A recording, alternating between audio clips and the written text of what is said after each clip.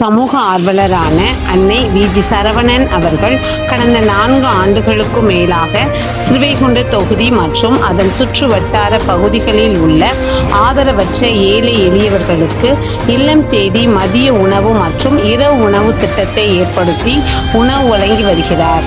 இந்நிலையில் தமிழக வெற்றிக் கழகத்தின் ஐம்பெரும் கொள்கை தலைவர்களுள் ஒருவரான சமூக ஆர்வலர் அஞ்சலையம்மாளை கொள்கை தலைவராக அறிவித்ததன் ஏற்பால் தமிழக வெற்றிக் கழகத்துடன் இணைந்து தமிழக வெற்றிக் கழக தலைவர் தளபதி திரு விஜய் அவர்களின் ஆசியுடன் கழக பொதுச் செயலாளர் அண்ணன் புசியன் ஆனந்த் அவர்களின் வழிகாட்டுதலின்படியும் 1000வது நாள் மதிய உணவு மற்றும் இரவு உணவு திட்டத்தை தமிழக வெற்றிக் கழகத்துடன் இணைந்து வழங்கி வருகிறார்.